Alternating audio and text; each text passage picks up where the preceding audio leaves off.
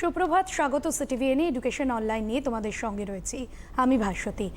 এই মুহূর্তে দাঁড়িয়ে আমরা যে অতিমারী পরিস্থিতির মধ্যে দিয়ে যাচ্ছি, অবশ্যই একটা সিদ্ধান্ত রাজ্য সরকারের তরফে নেওয়া হয়েছে। 16ই নভেম্বর থেকে স্কুল কলেজ খুলতে চলেছে। তবে আপাতত এখনো পর্যন্ত আমরা বাড়িতেই অনলাইনে ক্লাসটা এগোচ্ছি, কারণ যেহেতু আমাদের থেমে থাকলে চলবে না। এই যে গতিধারা, জীবনের যে ছন্দ, তার সাথে কিন্তু আমাদের পড়াশোনাটাকে এগিয়ে নিয়ে যেতে হবে। এবং সময় যেহেতু খুব সীমিত থাকে এই অনুষ্ঠানের, সেক্ষেত্রে দাঁড়িয়ে একেবারে সরাসরি আজকে ক্লাসে আসার চেষ্টা করব। আজকে ইংলিশ নিয়ে আলোচনা করা হবে এবং আমরা প্রত্যেক দিন বিভিন্ন সাবজেক্ট নিয়ে আলোচনা করি। অবশ্যই প্রত্যেকটা ল্যাঙ্গুয়েজের ক্ষেত্রে গ্রামারটা যেহেতু ইম্পর্টেন্ট, আজকে গ্রামার নিয়ে আলোচনা করা হবে সপ্তম থেকে অষ্টম শ্রেণীর পার্টস অফ স্পিচ। যদিও এই চ্যাপ্টারটা 5-6 থেকেই খুবই গুরুত্বপূর্ণ, কারণ গ্রামারের একটা নির্দিষ্ট হয়তো কোনো শ্রেণী বা হয় না, কারণ প্রত্যেকটা সময় অর্থাৎ 5-6 থেকেই গ্রামারটা কিন্তু ভিত শক্ত থাকলে পরবর্তীকালে অনেকটা সুবিধা হয়। পার্টস অফ স্পিচ স্যার আগের দিন একটা চ্যাপ্টার পড়িয়ে গিয়েছিলেন, অসম্পূর্ণ ছিল, সেটা সম্পূর্ণ হয়নি, সেটাই আজকে বাকিটা স্যার পড়াবেন। এবং অবশ্যই রয়েছেন স্যার মানুষ ঘোষাল। প্রথমেই স্যারকে সিটিভিএনে অনেক স্বাগত। নমস্কার। আর অবশ্যই তোমরা সরাসরি স্ক্রিনে যাওয়া নম্বরে ফোন করে স্যারের সাথে কথা বলতে পারো এই বিষয়ে কোনো অসুবিধা হলে। স্যার একেবারে ক্লাসে যাবো, এবং যেমনটা আপনি বলছিলেন যে কিছু অংশ বাকি ছিল, তাহলে সেখান থেকেই আজকের ক্লাসটা শুরু করব। সুপ্রভাত স্টুডেন্টস, তোমাদের প্রথমেই শুভ শারদীয়ার প্রীতি শুভেচ্ছা ভালোবাসা তোমাদেরকে জানাই। আশা করি সবাই সুস্থ আছো, ভালো আছো। আর সঙ্গে আমি জানাই সিটিভিএন কর্তৃপক্ষর যারা স্টাফ যারা রয়েছেন তাদেরকেও আমার শুভ বিজয়ের প্রীতি শুভেচ্ছা। তো আমি আগের ক্লাসে পার্টস অফ স্পিচের যে ক্লাসিফিকেশনগুলো হয়, পার্টস অফ স্পিচের ক্লাসিফিকেশনের একটা ক্লাস আমি করিয়ে গিয়েছিলাম, কিছুটা অসম্পূর্ণ ছিল। তো ওই ক্লাসিফিকেশনটা আজকে আমি চেষ্টা করব শেষ করার। তোমরা সকলেই জানো পার্টস অফ স্পিচ হচ্ছে ইংলিশ গ্রামারের একটা গুরুত্বপূর্ণ অংশ। তো পার্টস অফ স্পিচ কয় প্রকার, পার্টস অফ স্পিচ কাকে বলে, পার্টস অফ স্পিচ কয় প্রকার, এগুলো তোমাদের সাধারণ ধারণা আছে। তো আমি ক্লাসিফিকেশনটা বোঝাচ্ছিলাম। আগের ক্লাসে আমি পার্টস অফ স্পিচের নাউনের ক্লাসিফিকেশন, প্রোনাউনের ক্লাসিফিকেশন, অ্যাডজেক্টিভের ক্লাসিফিকেশনগুলো করিয়ে গেছি, এবং আমি ভার্ব ধরেছিলাম, ভার্বটা শেষ করতে পারিনি। তো ভার্ব একটা গুরুত্বপূর্ণ অংশ পার্টস অফ স্পিচের। তো যদি বলা হয় যে a verb is the heart, a verb is called the heart of a sentence, এটা বললে ভুল হবে না। কারণ একটা সেন্টেন্সের ভার্ব হচ্ছে সেই সেন্টেন্সের হৃৎপিণ্ড। ভার্ব যদি না জানি আমরা, ভার্ব প্রত্যেকটা ক্ষেত্রে, ইংরাজি শিক্ষার ক্ষেত্রে প্রত্যেকটা ক্ষেত্রে কিন্তু প্রত্যেকটা সেন্টেন্স তৈরিতে ভার্বের গুরুত্ব রয়েছে। তো সেই ভার্বের ক্লাসিফিকেশনটা আমি আগের দিন অসম্পূর্ণ রেখেছি, মানে পারিনি সময় শেষ করতে। আজকে আমি এটা শেষ করি, ভার্ব থেকে শুরু করবো, আমি ইন্টারজেকশনে গিয়ে শেষ করব। দেখো,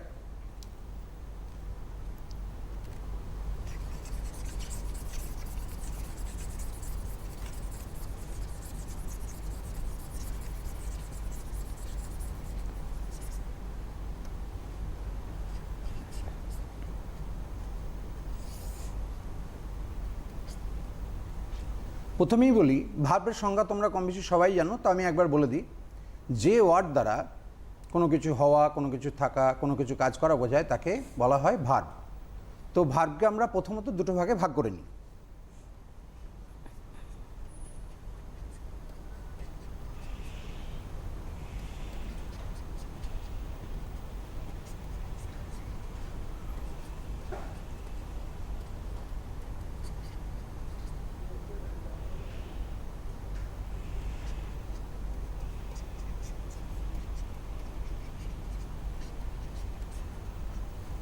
দেখো, আমি লিখেছি principal verb or main verb, এবং 2 নম্বর হচ্ছে auxiliary verb or helping verb. তো প্রিন্সিপাল ভার্ব বা মেন ভার্ব কাকে বলে? যে ভার্ব, পারলে লিখে নিও তোমরা, যে ভার্ব একটি বাক্যের প্রধান অংশ, অর্থাৎ একটি বাক্যকে তোমার কন্ট্রোল করে, নিয়ন্ত্রণ করে, অর্থাৎ একটি বাক্যকে চালনা করে, তাকে বলা হয় প্রিন্সিপাল ভার্ব বা মেন ভার্ব। আমি একটা এক্সাম্পলে চলে যাই।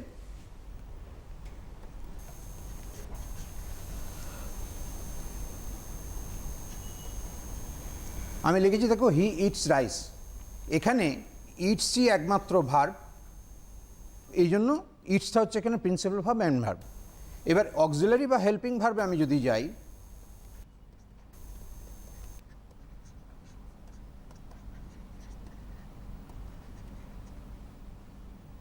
দেখো আমি লিখেছি হি ইজ ইটিং রাইস, আগে তো বলেছি হি ইটস রাইস, দ্বিতীয় বাক্যটা লিখেছি হি ইজ ইটিং রাইস। তো এখানে দেখো ইটিং যে একটা ভার্ব রয়েছে এবং ইজ একটা ভার্ব রয়েছে, দুটো ভার্ব রয়েছে। তো এই দুটো ভার্বের একটা হচ্ছে প্রিন্সিপাল ভার্ব বা মেন ভার্ব, যেটা হচ্ছে ইটিং, আর ইজটা হচ্ছে অক্সিলারি আর হেল্পিং ভার্ব। তাহলে অক্সিলারি আর হেল্পিং ভার্বের কাজ কি? যে ভার্ব একটি বাক্যে তোমার টেন্স গঠনে, ভয়েস গঠনে, মুড গঠনে বাক্যকে মানে মেন ভার্বকে সাহায্য করে তাকে বলা হয় অক্সিলারি ভার্ব বা হেল্পিং ভার্ব। যে ভার্ব একটি বাক্যে টেন্স গঠনে মেন ভার্বকে ভয়েস গঠন করতে এবং মুড গঠন করতে সাহায্য করে তাকে বলা হয় অক্সিলারি আর হেল্পিং ভার্ব। তো প্রিন্সিপাল ভার্ব, মেন ভার্ব আমরা শিখে গেলাম এবং অক্সিলারি হেল্পিং ভার্ব আমরা শিখে গেলাম। এইবার আমি এই যে প্রিন্সিপাল আর মেন ভার্বের যে ক্লাসিফিকেশনগুলো হয় আমি একটা একটা করে আসছি, তোমরা দেখতে থাকো।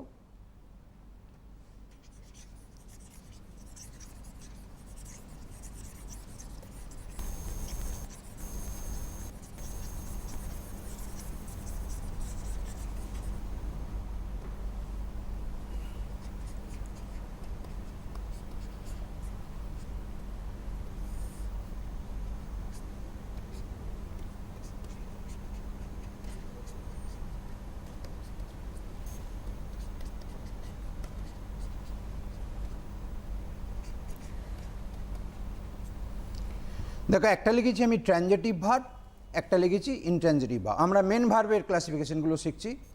ট্রানজিটিভ ভার্ব হচ্ছে সকর্মক ক্রিয়া। ট্রানজিটিভ ভার্ব হচ্ছে সকর্মক ক্রিয়া। কাকে বলে ট্রানজিটিভ ভার্ব?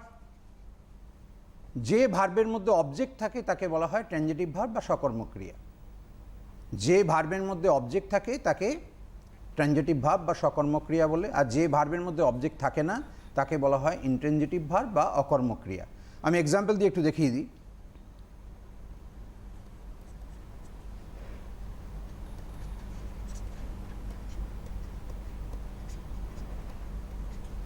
দেখো একটা বাক্য লিখেছি হি সিংস এ সং, সে একটি গান করে। তো আমরা বুঝবো কি করে যে একটা ভার্ব ট্রানজিটিভ না ইনট্রানজিটিভ? তোমরা ভার্বকে কি করবে, কি এবং কাকে দিয়ে প্রশ্ন করবে। ভার্বকে কি এবং কাকে দিয়ে প্রশ্ন করলে যদি উত্তর পাওয়া যায় সেটাই কিন্তু ট্রানজিটিভ ভার্ব, আর ভার্বকে কি এবং কাকে দিয়ে প্রশ্ন করলে যদি উত্তর না পাওয়া যায় সেটাকে ইনট্রানজিটিভ ভার্ব বা অকর্মক ক্রিয়া বলে। তো আমরা যদি সিংস ভার্ব হয় এবং তারপর দেখো সে গায় একটি গান বা সে একটি গান গায়, তো সে কি গায়? একটি গান। তাহলে এই যে এ সং, এটা হচ্ছে তোমার অবজেক্ট, এ সংটা হচ্ছে অবজেক্ট। তো এই বাক্যে যদি আমরা ভার্বকে প্রশ্ন করি সে কি গায়? গান গায়, তাহলে কি এর উত্তর আমরা পেয়ে গেলাম। তাহলে আমরা এই সিংসটাকে বলবো ট্রানজিটিভ ভার্ব। এবার যদি ইনট্রানজিটিভ ভার্ব বলি, দেখো এই বাক্যটাকেই লিখি আমি হি সিংস, সঙ্গে আরেকটা ওয়ার্ড যোগ করে দিই, হি সিংস লাউডলি, সে উচ্চৈস্বরে গান করে। তো আমরা যদি প্রশ্ন করি যে সে কি করে, উত্তর কিন্তু নেই। তাহলে এই যে সিংস যে ভার্বটা রয়েছে দ্বিতীয় বাক্যে, এটাকে আমরা ইনট্রানজিটিভ ভার্ব বলব। তো বাক্যকে যদি কি এবং কাকে দিয়ে প্রশ্ন করো, বাক্য না, একটি বাক্যের ভার্বকে যদি কি এবং কাকে দিয়ে প্রশ্ন করো, যদি উত্তর পাওয়া যায় তাহলে সেটা ট্রানজিটিভ ভার্ব, আর যদি উত্তর না পাওয়া যায় সেটা ইনট্রানজিটিভ ভার্ব। আচ্ছা, নেক্সট আমি আসি মেন ভার্বেরই অপর ক্লাসিফিকেশনে।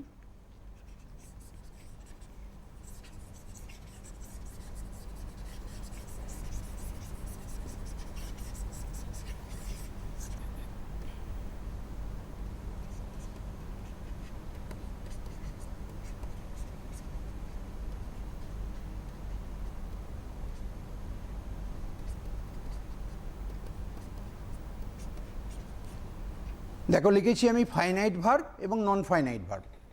যাকে বলা হয় সমাপিকা ক্রিয়া finite verb, non finite verb হচ্ছে অসমাপিকা ক্রিয়া। তাহলে ফাইনাইট ভার্ব কাকে বলে? যে ভার্ব একটি বাক্যের পার্সন নাম্বার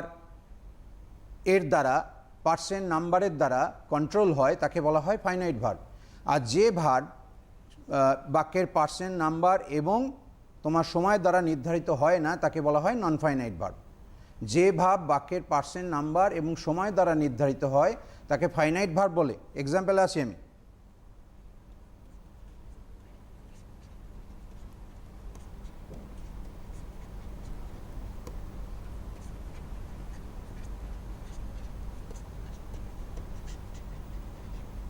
দেখো আমি দুটো বাক্য লিখেছি, একটা বাক্যে বোঝা যাবে না, হি গোজ টু স্কুল, সে বিদ্যালয়ে যায়। হিটা হচ্ছে থার্ড পারসন সিঙ্গুলার নাম্বার, যে কারণে তোমরা জানো থার্ড পারসন সিঙ্গুলার নাম্বার হলে ভার্বের শেষে এস বা ইএস যোগ হয়।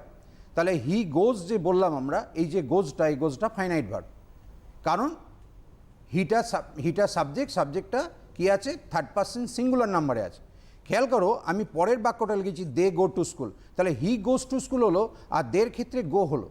তাহলে দেটা হচ্ছে কি থার্ড পারসন প্লুরাল, তাহলে থার্ড পারসন সিঙ্গুলারের জন্য গোজ হলো, আর থার্ড পারসন প্লুরালের জন্য কি হচ্ছে, গো হলো। তাহলে এই যে গো এবং ওপরের হি গোজ টু স্কুল গোজ, এটাই কিন্তু ফাইনাইট ভার্ব। কারণ দেখো, এই যে যেটা আমাদের সাবজেক্ট রয়েছে, এই সাবজেক্টের তোমার নাম্বার, সাবজেক্টের পার্সেন্ট এবং টাইম দ্বারাও কিন্তু এগুলো নির্ধারিত হবে, যে কারণে তোমার এই গোজ এবং গো এগুলো ফাইনাইট ভার্ব। এবার যদি আমরা নন ফাইনাইট ভার্বে আসি, তাহলে কি হবে, আমি এই বাক্যটা সাপেক্ষে লেখার চেষ্টা করছি।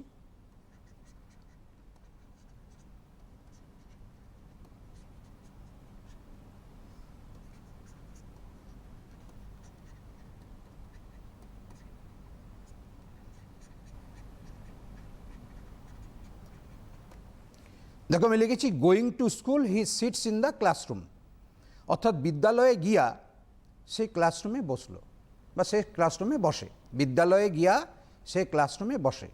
এখানে দেখো, গোয়িং একটা ভাব ফর্ম রয়েছে এবং সিটস একটা ভাব ফর্ম রয়েছে, দুটো ভাব ফর্ম রয়েছে। তাহলে এর মধ্যে কোনটা নন ফাইনাইট ভাব ফর্ম কী করে বুঝবো? দেখো, এই যে সিটস, এটা হচ্ছে কি, এটা মেন ভার্ব, ঠিক আছে, এটা হচ্ছে মেন ভার্ব।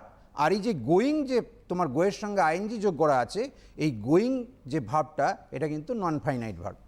এবার যদি বলো কী করে বুঝবো, দেখো, আমরা যদি এই যে আমরা হি আছে বলে হি দিয়ে একটা বাক্য, আগের বাক্যে হি গোজ টু স্কুল লিখেছি, going to school he sits in the classroom. এবার যদি আমরা বলি দে দিয়ে যদি করি, going to school they sit in the classroom হবে। তাহলে গোয়িং টু স্কুল প্রত্যেকটা ক্ষেত্রে আমি যদি আই বা উই দিয়ে বলি, going to school I sit in the classroom, going to school we seat in the classroom. তাহলে গোয়িংটা কিন্তু আমরা যতই সাবজেক্ট আই হোক, উই হোক, হি হোক, দে হোক, গোয়িং থাকবেই। তাহলে তোমার এই যে গোয়িং ভাবটা, এটা হবে নন ফাইনাইট ভাব ফর্ম। তো নন ফাইনাইট ভার্ব এই মানে কী কী দিয়ে, আইএনজি দিয়ে হয়, আর কী কী দিয়ে একটু বলে দিই সংক্ষেপে। তোমার নন ফাইনাইট ভার্ব সাধারণত তিনটে হয়। একটা হচ্ছে পার্টিসিপল, আমি একটা ক্লাসে আলোচনা করে গেছি অনেক আগে, একটা পার্টিসিপল, দুই জিরান্ড, আর তিন হচ্ছে ইনফিনিটিভ। তো পার্টিসিপল, জিরান্ড আর তিন ইনফিনিটিভ, এই তিনটে হচ্ছে নন ফাইনাইট ভাব ফর্ম। ওটা তোমরা আবার পরে শিখবে বা জানবে, আমি একটা ক্লাসে করিয়ে গেছি, আবার আগামী দিনের সময় পেলে আবারও করাবো। তো এই দুটো ফাইনাইট এবং নন ফাইনাইট হলো।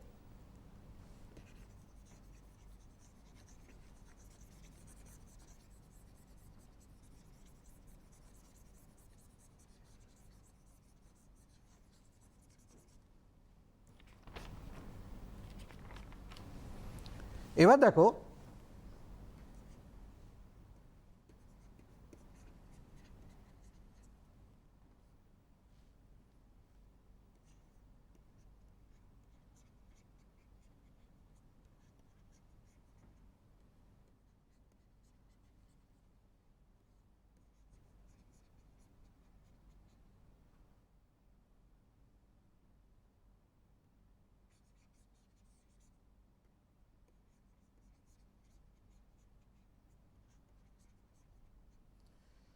মেন ভার্বের অপর একটা ক্লাসিফিকেশন আমরা দুটো অলরেডি শিখে গেছি, transitive, intransitive, finite, non finite. এবার হচ্ছে স্ট্রং বা ইরেগুলার ভাব আর উইক অর রেগুলার ভাব কাকে বলে। খুব সহজ, স্ট্রং বা ইরেগুলার ভাব সেই ভাবগুলোকে বলে যে ভাবগুলোর তোমরা নিশ্চয়ই জানো প্রত্যেকটা ভার্বে তিনটে করে ফর্ম হয়, প্রেজেন্ট ফর্ম, পাস্ট ফর্ম এবং পাস্ট পার্টিসিপল ফর্ম, যেটাকে অনেকে first form, second form, third form বলে।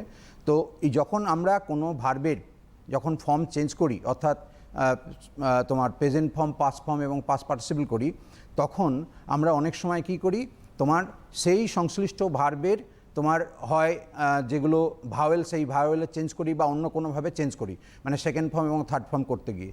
তো সেই ভাব ফর্মগুলোকে বলা হয় স্ট্রং আর ইরেগুলার ভাব ফর্ম। আমি দুটো এক্সাম্পল দিই।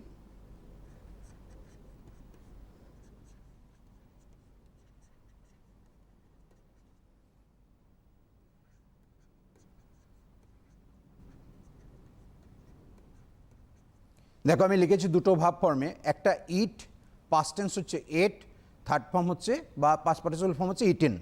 তারপর লিখেছি রান, সেকেন্ড ফর্ম র্যান এবং থার্ড ফর্ম রান। তাহলে ইট, এট, ইটেন, রান, র্যান, রান, এই যে ভাব ফর্মগুলো, এগুলো আমরা হয় কোনো তোমার কোনো ভার্বের ভাওয়েলগুলোকে চেঞ্জ করে সেকেন্ড ফর্ম এবং থার্ড ফর্ম করছি, ঠিক আছে? তো এইগুলোকে আমরা স্ট্রং বা ইরেগুলার ভাব ফর্ম বলবো। তাহলে উইক বা রেগুলার ভাব ফর্ম কোনগুলো? যে ভাব ফর্মগুলো আমরা পাস্ট টেন্স এবং পাস্ট পার্টিসিপল করতে গিয়ে আমরা সাধারণত ভার্বের শেষে ডি, ইডি, টি যোগ করে করি, সেগুলোকে বলা হয় তোমার উইক অর রেগুলার ভাব ফর্ম। যেমন ধরো,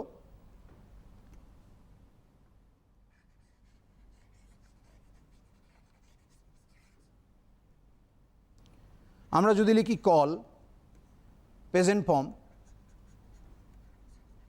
কল্ড হচ্ছে পাস্ট ফর্ম, আবার কল্ডই হচ্ছে থার্ড ফর্ম। তাহলে এই কল শব্দের সঙ্গে, মানে কল ভাবটার সঙ্গে আমরা ইডি, ইডি যোগ করে কি করলাম? তোমার পাস্ট টেন্স এবং পাস্ট পার্টিসিপল করলাম। আবার ধরো,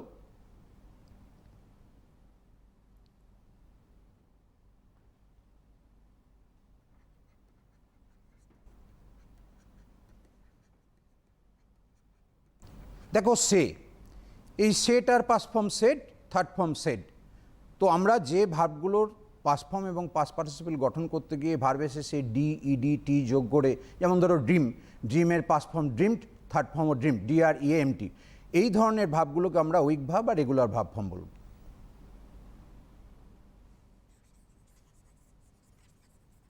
তো আমাদের যে মেন ভাব বা প্রিন্সিপাল ভাব, এই মেন ভাব বা প্রিন্সিপাল ভার্বের এই তিনটে তোমার হচ্ছে ক্লাসিফিকেশন। এইবার আমরা যাব যেটা আমি বলেছিলাম তোমার অক্সিলারি ভাব বা হেল্পিং ভাব।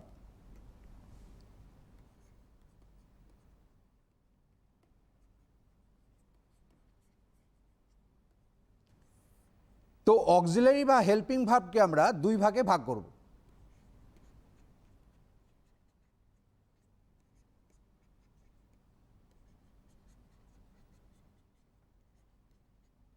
দেখো, একটার নাম হচ্ছে প্রাইমারি অক্সিলারি আর একটার নাম হচ্ছে মডাল অক্সিলারি। তোমরা অনেকেই জানো, তো আমি একবার আলোচনা করে দিই। প্রাইমারি অক্সিলারির তিনটে পার্ট আছে। এক নম্বর পার্ট বি ভার্ব, দু নম্বর হ্যাভ ভার্ব, আর তিন নম্বর হচ্ছে ডু ভার্ব। আমি একটু করে বলি। বি ভার্ব যেগুলো am, is, are, was, were. Have verb হচ্ছে হ্যাভ, হ্যাজ, হ্যাড, আর ডু ভার্ব হচ্ছে ডু, ডাজ, ডিড। এগুলো হচ্ছে primary auxiliary. Be verb, have verb এবং do verb. Be verb am, is, are, was, were. Have verb হচ্ছে have, has, had, আর do verb হচ্ছে do, does, did. আর modal auxiliary সংখ্যা হচ্ছে 13টা। তো আমি লিখছি না এখানে, তোমাদের মুখে বলছি, পারলে আস্তে আস্তে লিখে নাও। মডাল অক্সিলারি 13টা হচ্ছে শ্যাল, তার past tense should, shall, should, will, would, can, could, may, might. এই যে চারটে বললাম, শ্যাল, উইল, ক্যান, মে, এই চারটের পাস্ট টেন্স হয় তোমার উইলের, শ্যালের হচ্ছে শুড, উইলের উড, ক্যানের কুড, মেয়ের হচ্ছে মাইট। 8টা হলো। Use to, ought to, USED, OUGHT, use to, ought to, need, dare, DARE এবং মাস্ট, নিড, ডেয়ার, মাস্ট। তাহলে 13টা হচ্ছে তোমার মডাল অক্সিলারি। আরেকবার বলি, shall, should, will, would, can, could, may, might, use to, ought to, need, dare, must, এই 13টা হচ্ছে মডাল অক্সিলারি। তো এগুলো অক্সিলারি ভাব ঠিক কথাই, কিন্তু কখনো কখনো এরা কিন্তু তোমার একটা বাক্যে বসে সেই ভার্বের প্রধান ভার্ব হিসেবেও কাজ করতে পারে। যদি মনে করো আমরা বিভাব নিয়ে আলোচনা করি না কেন, যদি ধরো আমি বলি আই অ্যাম এ স্টুডেন্ট, তাহলে এই বাক্যে তো অন্য কোনো ভাব নেই, অ্যামটাই একমাত্র ভাব, তখন এই অ্যামটা অক্সিলারি ভাবটা কিন্তু মেন ভার্বের কাজ করবে। হি ইজ এ প্লেয়ার, তা সে একজন খেলোয়াড়, এখানে হি এর সঙ্গে ইজ আছে, অন্য কোনো ভাব নেই, তাহলে ইজটা হচ্ছে তোমার মেন ভার্বের কাজ করবে, তখন আর অক্সিলারি ভাব না, তখন মেন ভার্ব। ঠিক আছে? আবার দে আর অনেস্ট, তারা হয় সৎ, তাহলে আটটা হচ্ছে কি তোমার, আটটা হচ্ছে তোমার মেন ভার্বের কাজ করবে। তাহলে অক্সিলারি ভাব, মডাল অক্সিলারি, অক্সিলারি ভাব দুটো, একটা প্রাইমারি অক্সিলারি, একটা মডাল অক্সিলারি।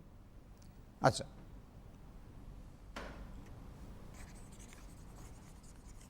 দেখো আমাদের ভার্বের মোটামুটি যেটুকু বাকি ছিল ভার্ব আমরা শেষ করতে পারলাম। এরপর আমরা চলে যাব ভার্বের পর, তোমরা নিশ্চয়ই জানো অ্যাডভার্ব। অ্যাডভার্ব কাকে বলে? অ্যাডভার্ব হচ্ছে, অ্যাডভার্বকে বাংলায় বলা হয় ক্রিয়া বিশেষণ।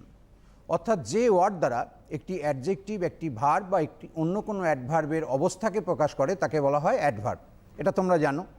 তো এই অ্যাডভার্বের ক্লাসিফিকেশনটা আমরা একটুখানি শিখে নিই। অ্যাডভার্বকে আমরা তিনটে ভাগে ভাগ করি।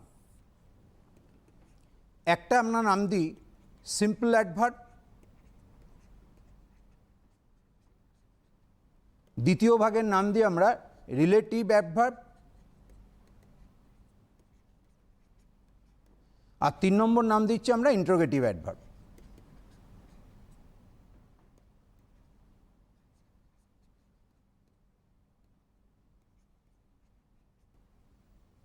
Simple adverb, relative adverb, interrogative adverb. তো সিম্পল অ্যাডভার্বকে আমরা 7টা ভাগে ভাগ করে নিই। সিম্পল অ্যাডভার্বের 7টা ভাগ, এটি মুছে দিচ্ছি আমি। তাহলে আরেকবার বলি, অ্যাডভার্বের 3টে ভাগ, simple adverb, relative adverb, interrogative adverb. তো সিম্পল অ্যাডভার্বের 7টা ভাগ আমরা শিখে নিই আগে।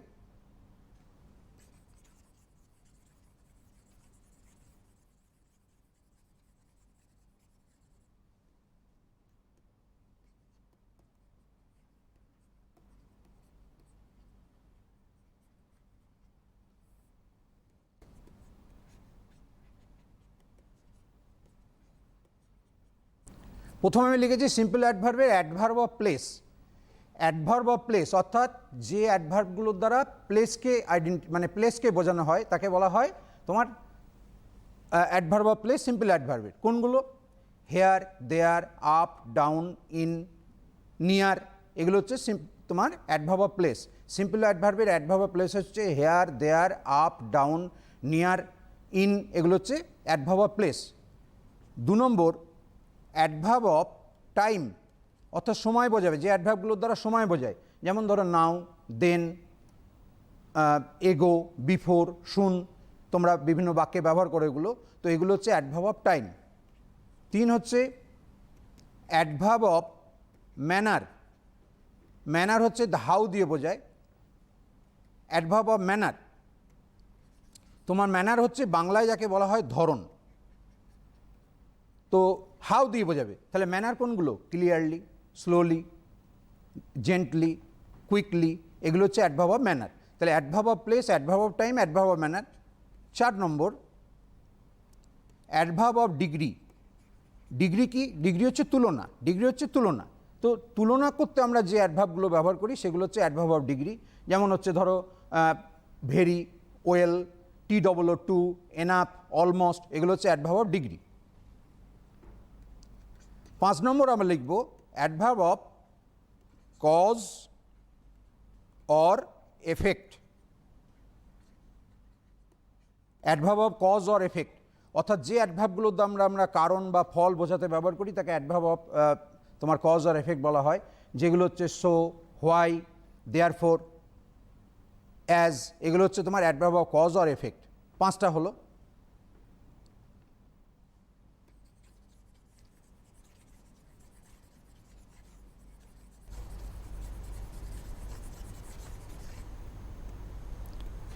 ছ নম্বর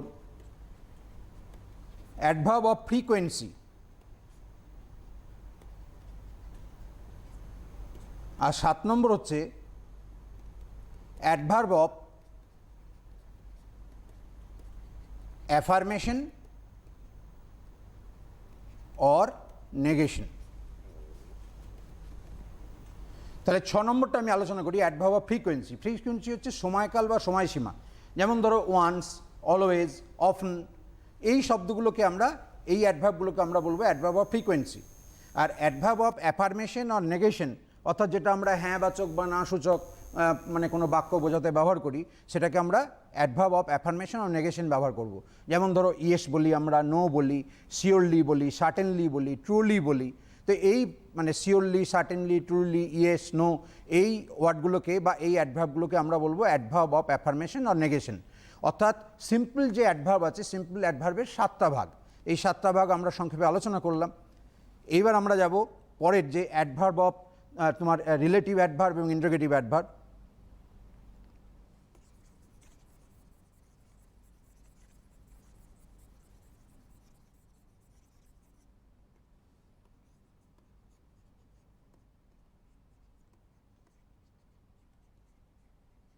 দেখো রিলেটিভ অ্যাডভার্ব, তোমরা আগে রিলেটিভ প্রোনাউনও পড়েছো অনেকটা ওই রকমই, যে অ্যাডভার্বগুলো একটা বাক্যে কি করে, দুটো যে ওয়ার্ড রয়েছে বা দুটো পার্ট মানে ক্লজ রয়েছে সেগুলোকে যোগ করতে ব্যবহার করে, সেগুলোকে বলা হয় অ্যাডভার্ব অফ তোমার relative adverb.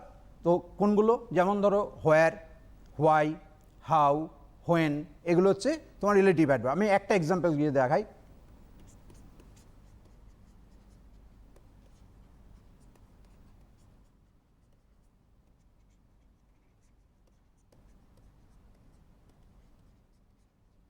I know the place where he lives, আমি সেই জায়গাটা চিনি বা জানি যেখানে তিনি বাস করেন বা যেখানে তিনি থাকেন।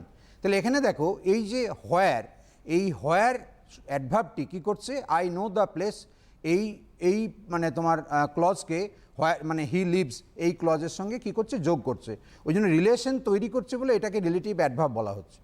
এই হোয়ারটা হচ্ছে তোমার রিলেটিভ অ্যাডভার্ব। এবার আমি আর একটা বলেছিলাম তোমার ইন্টারোগেটিভ অ্যাডভার্ব, নামের মধ্যেই দেখো লুকিয়ে আছে।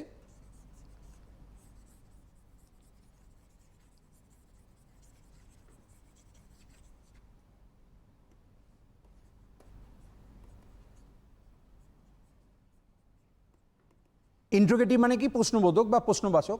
তো ইন্টারোগেটিভ অ্যাডভার্ব হচ্ছে সেই অ্যাডভার্বগুলোকে বলবো যে অ্যাডভার্বগুলোর দ্বারা প্রশ্ন জিজ্ঞেস করা বোঝায়। যেমন ধরো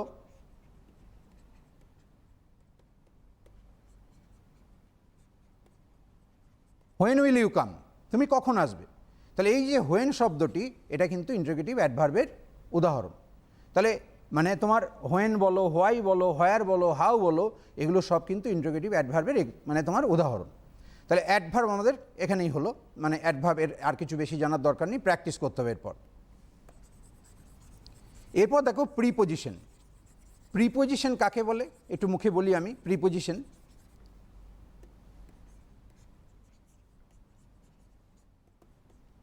প্রিপোজিশনকে বাংলায় বলা হয় পদান্বয়ী অব্যয়। যে ওয়ার্ড একটি বাক্যের নাউন বা প্রোনাউনের আগে বসে ওই একই বাক্যের অন্য যে শব্দ অর্থাৎ অন্য নাউন প্রোনাউন সেই শব্দগুলোর সঙ্গে সম্পর্ক তৈরি করে তাকে বলা হয় প্রিপোজিশন। যেমন যদি আমরা লিখি আই গো টু অফিস, তো এখানে দেখো অফিস একটা নাউন, এর আগে টু বসেছে এবং এই বাক্যের যে আই এটা হচ্ছে প্রোনাউন। তাহলে এই আই এবং অফিস এর সঙ্গে সম্পর্ক তৈরি করছে কে, তোমার টু। তাহলে টুটা কোনো মানে তোমার হয় কোনো নাউন বা কোনো প্রোনাউনের আগে বসবে এবং ওই বাক্যেরই অন্য যে নাউন বা প্রোনাউন আছে তার সঙ্গে সম্পর্ক তৈরি করবে। এই জন্য টুটাকে আমরা কি বলবো, প্রিপোজিশন বলবো। তো প্রিপোজিশন যে তোমার ক্লাসিফিকেশন যদি আসো, প্রিপোজিশনে সাধারণত কোনো ক্লাসিফিকেশন হয় না। প্রিপোজিশন একটা ভাস্ট চ্যাপ্টার, তো এর আগে অন্যান্য স্যাররা করিয়ে গেছেন, তো আগামী দিনে সময় পেলে আমিও করাবো। প্রিপোজিশন একটা ভাস্ট চ্যাপ্টার, প্রিপোজিশন শেষ করতে গেলে অন্তত 2-3টে ক্লাস লাগে। তো প্রিপোজিশন যেহেতু কোনো ক্লাসিফিকেশন নেই, আমি প্রিপোজিশনটাকে আমি মানে এরপর প্রিপোজিশনের পর কনজাংশন আসছি, কারণ প্রিপোজিশন কিন্তু অনেক বড় চ্যাপ্টার, এর কোনো ক্লাসিফিকেশন হয় না, ঠিক আছে। এর মানে প্রিপোজিশন কোথায় কি বসে সেগুলো নিয়ে আগের ক্লাসেও আলোচনা হয়েছে, আগামী দিনেও হবে। তো প্রিপোজিশনটা আমি আর আলোচনা করছি না, শুধু তোমাদের সংজ্ঞাটা এক্সাম্পলটা বলে দিলাম।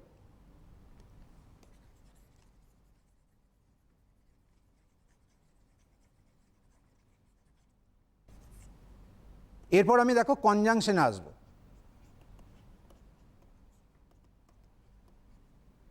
কনজাংশন হচ্ছে সংযোজক অব্যয়পদ। যে ওয়ার্ড দুটি ওয়ার্ডকে, দুই বা ততোধিক ওয়ার্ডকে এবং দুটি সেন্টেন্সকে যুক্ত করে তাকে বলা হয় কনজাংশন। যে ওয়ার্ড দুটি ওয়ার্ড বা ততোধিক ওয়ার্ডকে এবং দুটি সেন্টেন্সকে যুক্ত করে সেই ওয়ার্ডটিকে বলা হয় কনজাংশন। যেমন and, or, but, so, or, if, either, neither, either or, neither নয়, এগুলো সব কনজাংশনের এক্সাম্পল, এগুলো তোমরা জানো। এবার কনজাংশনের যে শ্রেণীবিভাগটা এটা আমরা একটু জানি। কনজাংশনকে আমরা দুই ভাগে ভাগ করব।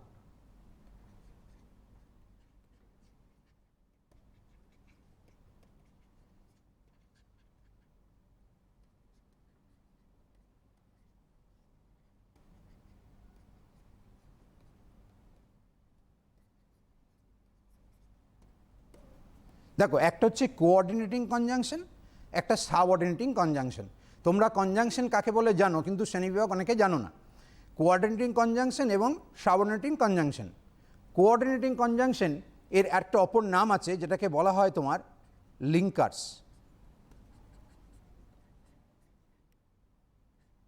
কোঅর্ডিনেটিং কনজাংশনের অপর একটা নাম রয়েছে যেটাকে বলা হয় লিঙ্কার্স, আর সাবঅর্ডিনেটিং কনজাংশন অপর একটা নাম রয়েছে যেটাকে বলা হয় বাইন্ডার্স।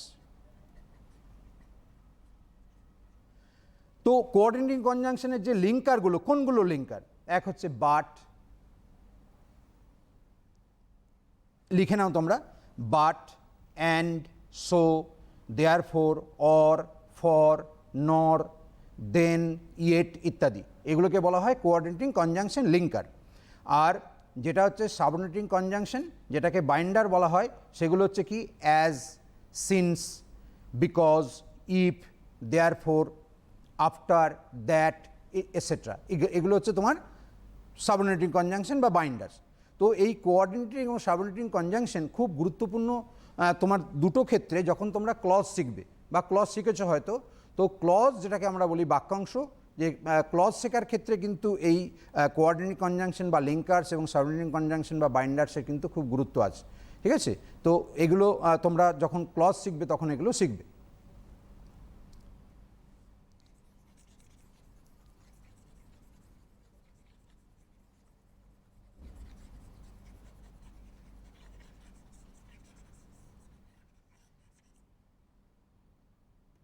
এবার দেখো, আমরা কনজাংশনের পর এরপর যাবো আমরা ইন্টারজেকশনে।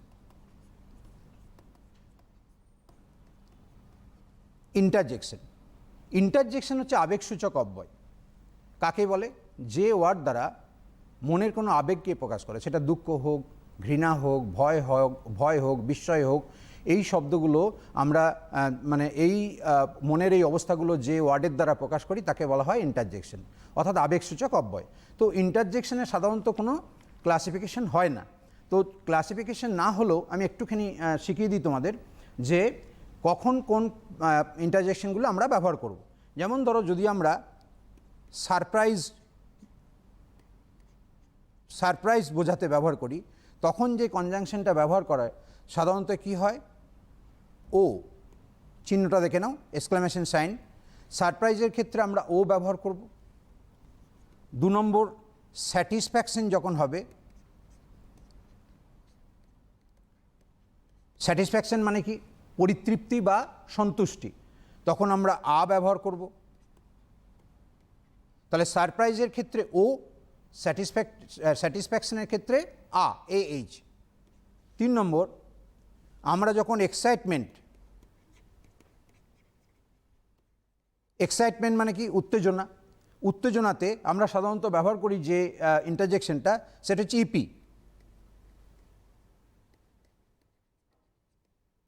ইপি। 4 নম্বর, আমরা যখন পেন ব্যবহার করব, পেন অর্থাৎ ব্যথা বা যন্ত্রণা, মনের ব্যথা যন্ত্রণাকে ব্যবহার করব, তখন আমরা ধরো আউ, ও ডাব্লু, এটা ব্যবহার করতে পারি। বা মনের কোনো বেদনা, যখন হয়তো কেউ তোমার ধরো মানে যেটাকে আমরা কেউ মারা গেছে, তখন আমরা ব্যবহার করব কি? অ্যালাস। এর কোনো ক্লাসিফিকেশন হয় না, কিন্তু কোথায় কী ক্ষেত্রে কি বসে ইন্টারজেকশনগুলো আমি একটু তোমাদের বলে দিচ্ছি।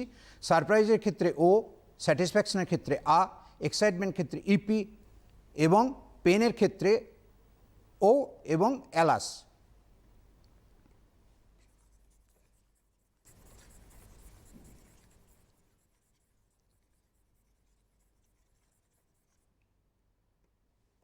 পাঁচ নম্বর, প্লিজার, অর্থাৎ যদি আমরা আনন্দ প্রকাশ করি, তা আনন্দ প্রকাশ করতে আমরা কী ব্যবহার করি?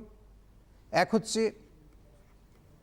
আউ, ও ডবল ও এইচ, এটা ব্যবহার করতে পারি, বা H U double R A H, hurrah ব্যবহার করি। 6 নম্বর, ডিসগাস্ট, অর্থাৎ যেটা আমরা বিরক্ত প্রকাশ করতে ব্যবহার করি। ডিসগাস্টের ক্ষেত্রে আমরা ব্যবহার করব ইউ জি এইচ, উ। 7 নম্বরে,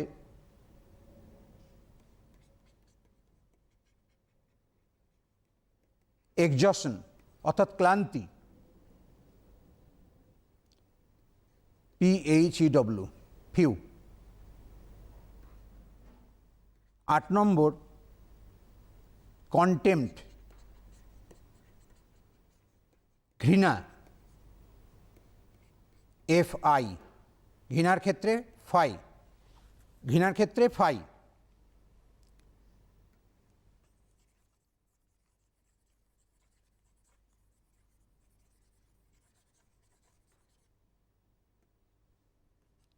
নম্বরে অ্যাটেনশন, অর্থাৎ কারো প্রতি যখন আমরা কোনো মনোযোগ আকর্ষণ করি তখন তাকে অ্যাটেনশন বলা হবে। তখন এল ও এই লো এই তোমার সব মানে ইন্টারজেকশনটাকে ব্যবহার করে, এটা অনেকেই জানো না, খুব কম ব্যবহার হয়। এল ও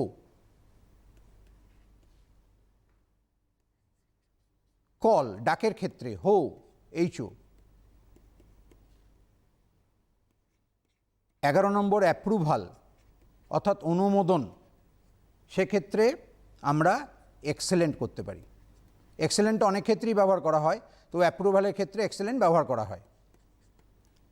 ডিসঅ্যাপ্রুভাল অসম্মতি,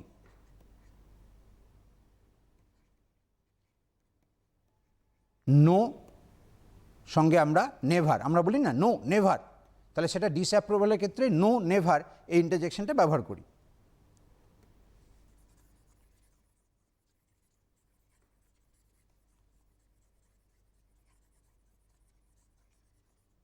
এবার হচ্ছে 13 লাস্ট, সেটা হচ্ছে কি সরো। সরোর ক্ষেত্রে আমরা একটাই প্রিপোজিশন ব্যবহার করি, সেটা হচ্ছে অ্যালাস, মানে হায়, অ্যালাস ইজ নো মোর, অর্থাৎ হায় তিনি আর নেই, অর্থাৎ তিনি বেঁচে নেই। তো এগুলো ইন্টারজেকশন সাধারণত কোনো ক্লাসিফিকেশন হয় না। আমি এই 13টা অর্থাৎ মনের বিশেষ আবেগকে ব্যবহার করতে গিয়ে যে 13টা তোমার ইন্টারজেকশন বসে, আমি চেষ্টা করলাম একটু তোমাদের বোঝাতে। যদি কোনো প্রশ্ন থাকে করতে পারো, আর যেহেতু সময় আছে একটু আমি একটু অন্য জিনিসে যাই। তো আমি আজকে পার্টস অফ স্পিচ শেষ করার টার্গেট নিয়ে এসেছিলাম। পার্টস অফ স্পিচ যে ক্লাসিফিকেশনগুলো হয়, শুধুমাত্র প্রিপোজিশনের কোনো ক্লাসিফিকেশন হয় না। প্রিপোজিশন বোঝাতে গেলে 2, 3টে বা তার বেশিও ক্লাস লাগতে পারে, ওটা অন্য কোনো স্যার করিয়ে গেছেন, আগামী দিনেও তোমাদের বোঝানো হবে সময় পেলে। তো এরপর যেটা আমি করাবো, দেখো অনেক সময় অনেক স্টুডেন্ট যেটা সমস্যা বোধ করে, সেটা হচ্ছে ধরো একটা সেন্টেন্স যখন সেটা পজিটিভ নেগেটিভ হয়, এই বাক্যগুলো তারা ঠিকঠাক করতে পারে না। তো আমি একটু, যেহেতু সময় আছে আমি একটু করি যতটুকু সময় আছে।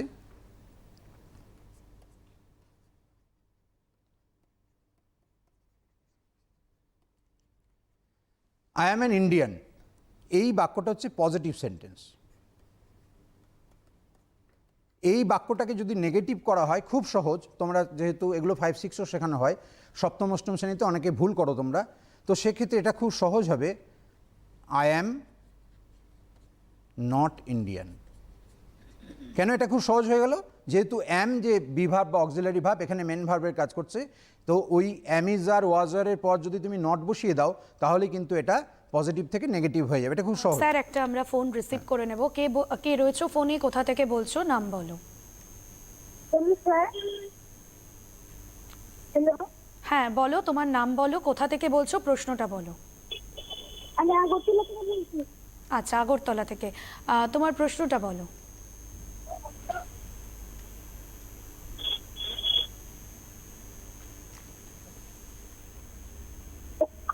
তুমি যদি টিভি চালিয়ে রাখো তাহলে টিভির সাউন্ডটা মিউট করে কথা বলো। তোমার নাম আর প্রশ্নটা বলো। আমার নাম বুলবুল চক্রবর্তী। আমার প্রশ্ন হলো কনজাংশনটা আরেকবার বুঝিয়ে। কনজাংশনটা আরেকবার বোঝাতে বলছেন। আচ্ছা, অবশ্যই তুমি শুনতে থাকো, তোমার প্রশ্নের উত্তর পেয়ে যাবে। আপাতত ফোন করার জন্য অনেক ধন্যবাদ। আচ্ছা ঠিক আছে, আমি একবার বলছি, শোনো। কনজাংশন কাকে বলে তোমরা সকলেই কম বেশি জানো। তো এই কনজাংশন হচ্ছে, আমি আরেকবার বলে দিই, কনজাংশন হচ্ছে যে ওয়ার্ড 2 বা ততোধিক ওয়ার্ডকে বা 2টি সেন্টেন্সকে যোগ করতে ব্যবহার হয়, সেই ওয়ার্ডটাকে কনজাংশন বলা হয়। তো কনজাংশন সাধারণত 2টো ভাগে ভাগ করা হয়। একটা হচ্ছে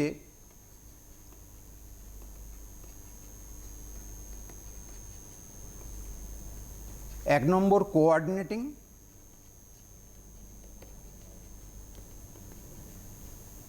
কোঅর্ডিনেটিং কনজাংশন, আর এর আরেকটা নাম হচ্ছে তোমার লিঙ্কার্স। আর 2 হচ্ছে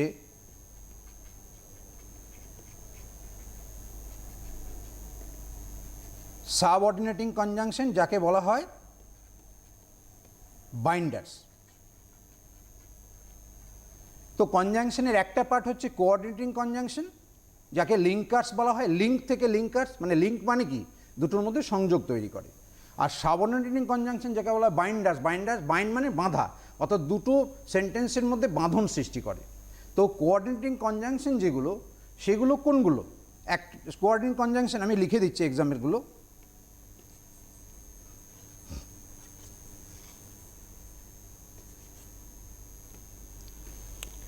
but and so